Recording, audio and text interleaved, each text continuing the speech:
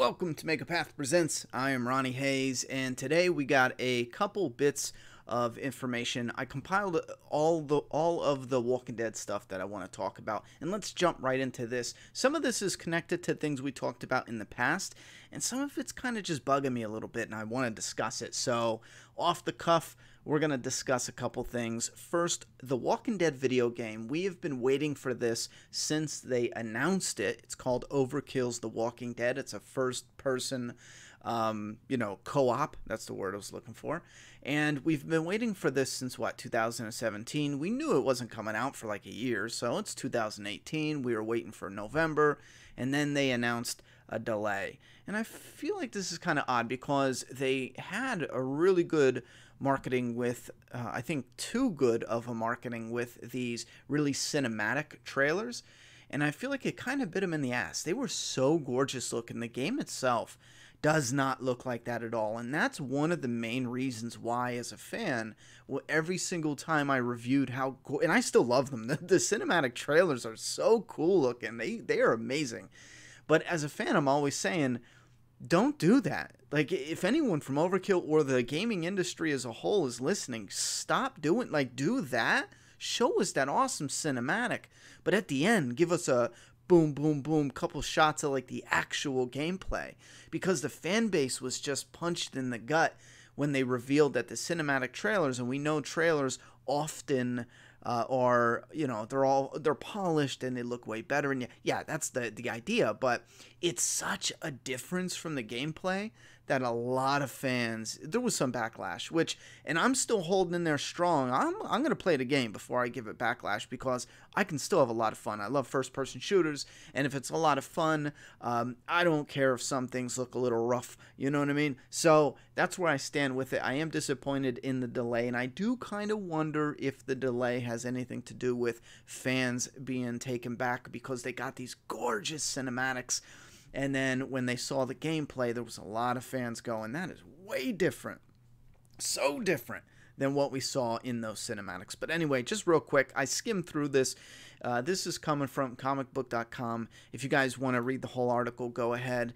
But they will be at Gamescom, so if anyone's going to Gamescom, I guess you could play it early. And also, it's coming out in PC in November, so those who do PC gaming, it's just delayed on console. So we will get an idea about the game itself on PC. Anyway, and let me know how you feel about the Overkill's The Walking Dead, because I know there is a little bit of heat because of the way they showed the cinematic trailers and then the gameplay and stuff. And let me know your personal opinion. Do you agree with me, or am I completely wrong? Do you agree it would have softened the blow somewhat if they would have just showed a few images of the actual game at the end of each cinematics? Or are you loving it all the way? Or have you, and be honest, have you been turned off to some degree by the cinematic trailer and then being shown the gameplay? Just let me know thoughts and opinions, because that helps, believe it or not. Even them going through reading what the fans say, a lot of that helps. Anyhow, the other bit of news is also coming from comicbook.com, and this is everywhere, but I picked this one specifically because it discusses the Angela Kang continues. I guess she was in an interview. Okay, it's the AMC blog. That's what I'm looking for. And she was talking about a couple things on the AMC blog. And one thing she was talking about was the helicopter. She was talking about the 3 circles and the letter A. There's another article. We're going to get to this one in a second by Uprocks. I think this article was written by someone who has no idea what the hell is going on in the world of The Walking Dead. We'll get to that in a second. But I think what's really cool is in this moment, Angela Kang explains this. Actually, right here, in her words, we see Michonne holding a bloodied baseball bat, looking horrified. Michonne was complicit with Rick in deciding to keep Negan alive for the sake of the future. That decision tied Michonne to Negan and his story, which is something we will explore this season. And it's hard to see here, but if you look closely at Michonne's hair this season, you'll see she has a small plaid wrap around one of her dreads. That's a piece of Carl's shirt, which she's now wearing to keep his memory close. I love that little tidbit. A small wrap of Carl's shirt in her dreads. I actually really love that. Collectors are going to love that too when you get those little details that some of the higher end companies kind of squeeze in there. Even McFarlane Toys, he could probably make that work depending on you know, how big that piece of cloth is. Anyhow, so this is actually really cool, and this does explain some, because some fans were going crazy on the internet with wild theories about Michonne's look, and we did talk about it being just something simple about her having a reaction or a memory. And it seems like, if you're not reading too much into this, that's just what that's just what it is. It's that connection between Michonne and Negan's story, and the Negan Carl connection with Michonne, and that will be playing out throughout the rest of the season, which, to be honest, I'm a little bit intrigued by that. I do like, and it does make sense with Rick leaving. It does make sense Michonne would be stepping up to some degree, because with him out the door, we will likely see Michonne dealing with Negan a lot more. And this is something we haven't even talked about on this channel. But a lot of Rick's comic moments might be remixed with Michonne. Anyway, moving along to the Uproxx article. Yes, they said they tried to mislead us here, saying Jadis has a new hairdo and clothing, but it looks like she might be up to her old tricks with the walkie and the helicopter. Or is she? No, she's not. Or at least I'd be surprised if she was. I think this, it's there to mislead us. I don't really see anything villainous with the helicopter people. The actual symbol, it says, and speaking of the helicopter, you might also notice 3-ring symbol that appears on various items at the heaps before, and the A we've seen crop up periodically. Yes, there is a meaning to both.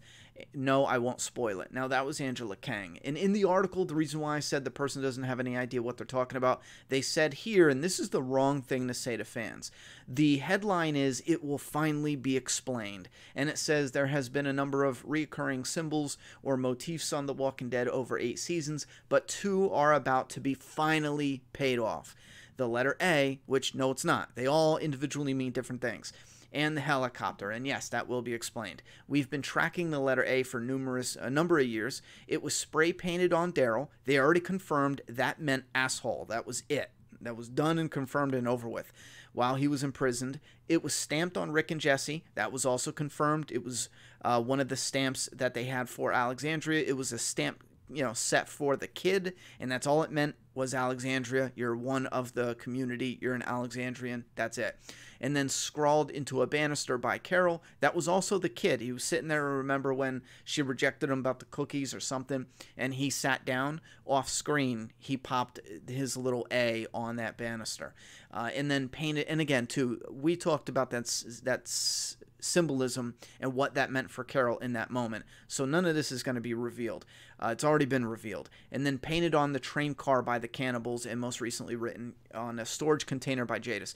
Now, the storage container, we're going to get into that probably when they finally reveal the A on the helicopter. That might have some sort of connection. But as far as the A here on the train car, it was simply that. They had a train car A, they had a train car B, C, D, whatever. I think the only ones we can confirm is like an A and a D. But once Gareth put them in the train car A, that's where A became important for Gareth, because then afterwards, when he hunted them down to the church, Father Gabriel's church, Gareth wrote in blood, right? Bob's blood. He wrote a letter A, meaning you're still trapped. You know, so that's it. We got all of that confirmed. The only thing we need a payoff for is why there's a letter A on the helicopter, which, to be honest, it doesn't matter. It's only a little thing that they put in there since, I think, season 2. Season 2, Rick went to open a door, or was it Glenn? And there was a up close on the door handle, and I believe there's a letter A. That was like one of the first times it just pops up. And then they keep putting it in there as a kind of like, oh, to get fans excited. They all have different meanings. It's not like Lost, where the letter A will be this, you know, crazy being that has brought them all to this one place. If they go that direction, I'm out. Anyhow.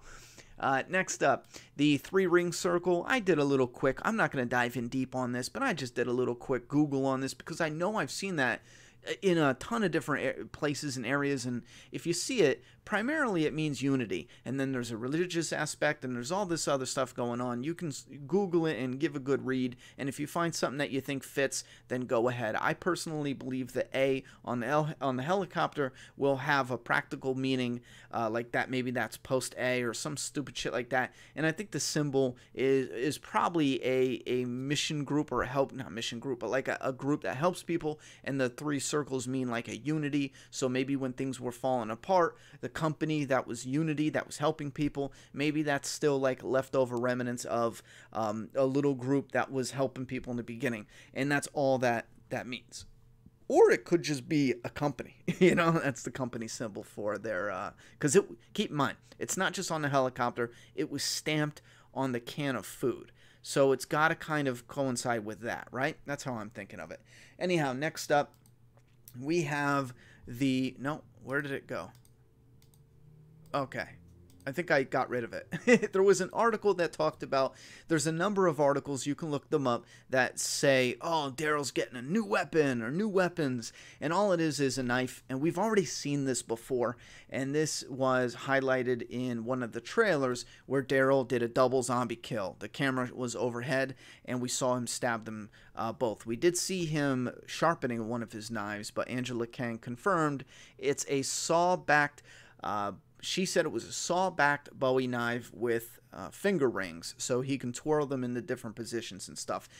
And this one I found interesting, because the moment they said it's a double saw-back, one on each hip or something like that, I thought of, funny enough, fans kind of complaining in the past that Daryl takes a lot of comic book character moments and stuff from them. You know, he kind of pushes Tyrese to the side. He kind of pushes Abraham to the side, because in the comic, those characters got a lot more shine because they were closer to Rick. But with Daryl being closer to Rick, you see what I mean? So I thought this was funny, because we already have, or we should already have, a character coming with big-ass double machetes or double knives. Kind of like Bowie knives. Kind of like this Bowie knife, to be honest. Is that even a Bowie knife? I don't know.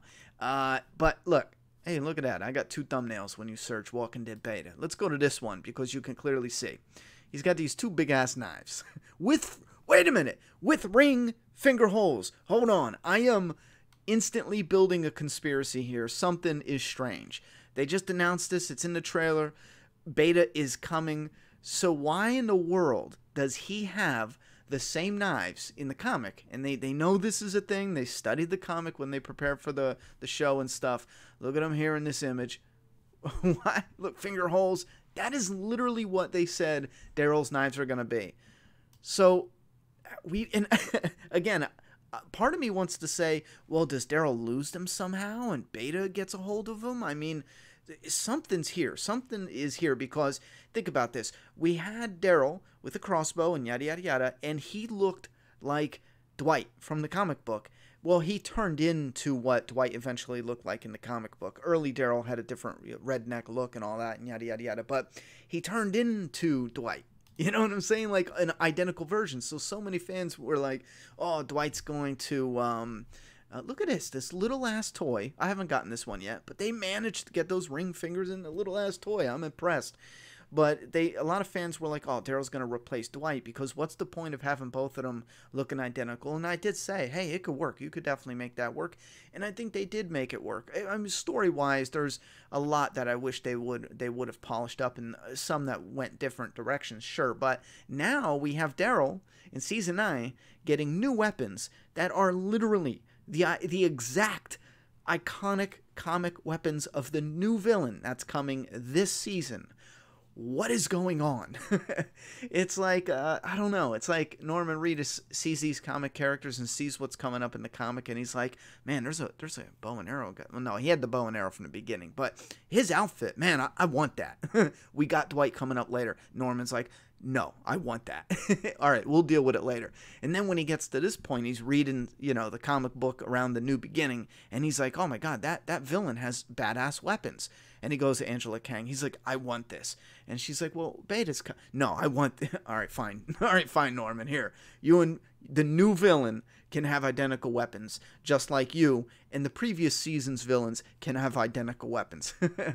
And I'm being playful here. I'm not actually mad. I am legit confused. And I do think that has to connect, right? Maybe I'm overthinking this. But doesn't Daryl have to lose that? Because listen, a crossbow in an apocalypse, there's going to be a bunch floating around. And there were. Richard from the Kingdom gave Daryl some random-ass crossbow that was floating around after Dwight took his. And, crossbows are going to be a thing. I'm surprised we don't see more people with crossbows. I think it would be a good idea, actually, to have Daryl showing a couple people how to, shoot a crossbow. But with Beta having the identical knives, double identical knives, to me that's a bit of a stretch. Maybe I'm being hypocritical on that. I don't know. You guys give me your thoughts and opinions. What do you think about those little news stories? And most of all, I'm interested about the Daryl and Beta thing, man. I gotta know what you guys think. If you think I'm reading too much into this or I'm being a little silly, tell me, because I'm dying to know. Hey, I'm done with the video. You want to say goodbye? My daughter wants to say goodbye. Bye, guys. She's been loving the kind comments you guys have been leaving. I've been showing her some comments. And send us some more mail. Oh no, don't listen to her. Don't Me. Shut up. Don't send her nothing. Slime. That's all I want. Slime. All right, guys. Now I regret doing that. I love you guys. Thoughts and opinions in the comment box. I'm done talking. It's your turn.